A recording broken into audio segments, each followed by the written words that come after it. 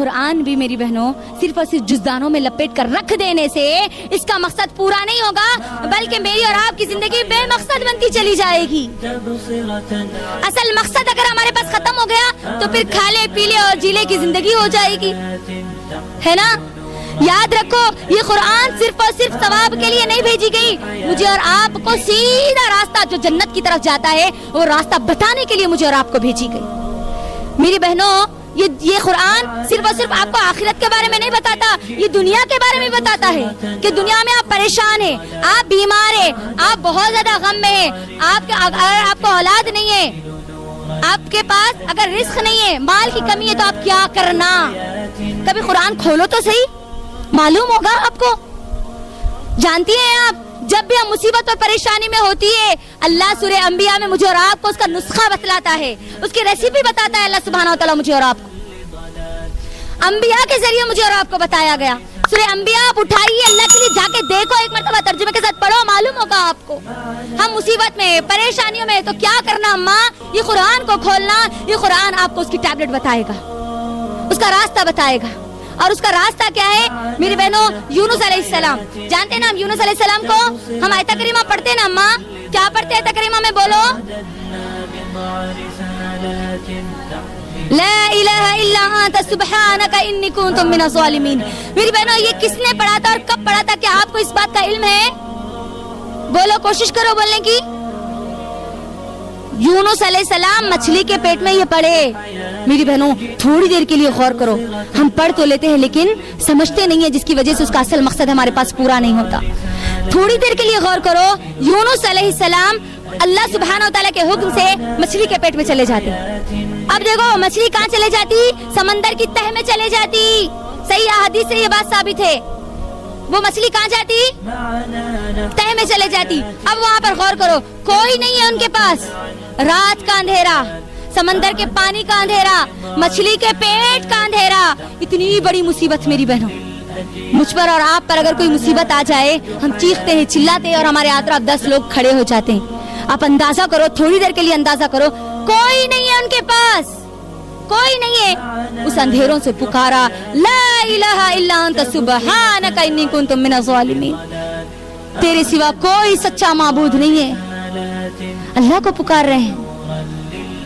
غور کرو، مصیبت آئی، پریشانی ہے اماں، اللہ کو پکارو۔ اللہ نے یونس علیہ السلام کو مچھلی کے پیٹ سے نکالا یا نہیں نکالا؟ بولو، نکالا نا اللہ نے۔ یہی بات اللہ نے قرآن میں بیان کی نا، تو کیا اللہ مجھ کو اور آپ کو اللہ کو پکارنے پر میری اور آپ کی مصیبت کو دور نہیں کریں گے؟ ضرور کریں گے۔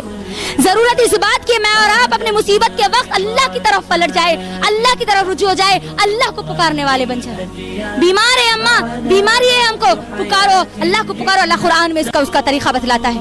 سورہ انبیاء صرف ایک سورہ کو پڑھ لیجئے، ایوب علیہ السلام ہے، بیمار ہو گئے، اتنے بیمار ہو گئے، بعض احادیث میں آتا ہے کہ ان کا پورا جسم سڑنا شروع ہو گیا۔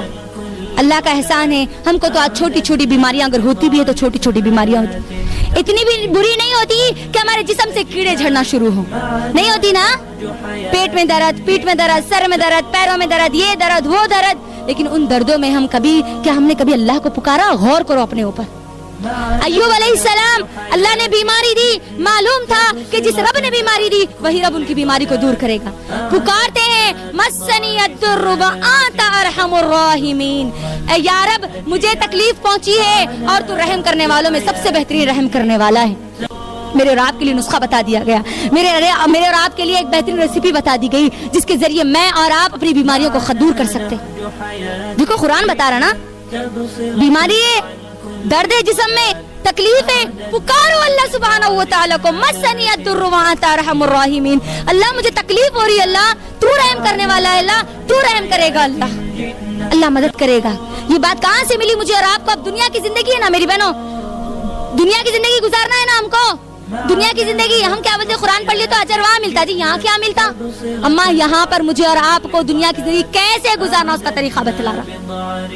اولاد نہیں ہے، پریشان مت ہو، ادھر ادھر جانے کی ضرورت نہیں ہے، آپ قرآن کھولو۔ سورہ انبیاء میں زکریا علیہ السلام کی ایک بہترین مثال دے دی گئی، رب لا تذرنی فردا وانت خیر الوارثین۔ عمر ہو گئی، ہڈیاں کمزور ہو گئی، اللہ سے دعا کر رہے ہیں۔ غور کرو، آج ہمارے نوجوان جوڑے 2 سال 3 سال 5 سال 10 سال میں مایوس ہو جاتے ہیں. زکریا علیہ السلام کو دیکھ لیجئے, ایک عمر کا اچھا خاصا حصہ گزر چکا, یہاں تک گزر چکا کہ ان کی بیوی کی جو ریڑھ کی ہڈی تھی وہ جھک چکی, منہ کے دانت گر چکے. اس حالت میں اللہ سے دعا مانگ رہے ہیں, رب لا تذرنی فردا وانت خیر الوارثین. اللہ تو بہترین وارث عطا کرنے والا ہے. ابراہیم علیہ السلام کو دیکھ لیجئے, ابراہیم علیہ السلام 25-80 سال کے ہو چکے تھے. کتنے سال کے اماں؟ ہماری زندگی اگر 40 کراس کر لی تو ہم ہماری پوری امیدوں کو چھوڑ دیتے ہے نا.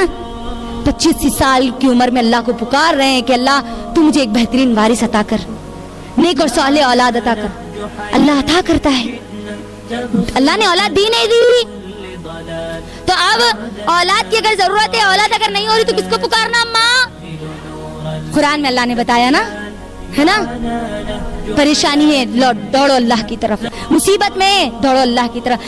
آپ کو اس دنیا کی پوری زندگی اگر مصیبت میں آ گئی تب بھی دوڑو اللہ سبحانہ و تعالیٰ کی طرف, کیونکہ اللہ ہی ہمارے تمام کی تمام مصیبتوں کو دور کرنے والا ہے. تو اب بولو یہ قرآن کیا ہے میری اماں؟ خالی یہ ثواب کی نیت سے پڑھنے کی کتاب ہے؟ نہیں, ہدایت کی نیت سے پڑھنے والی کتاب ہے, مجھے اور آپ کو صحیح راستہ بتانے والی کتاب ہے. تو قرآن پڑھیں گے نا انشاءاللہ, پڑھیں گے نا.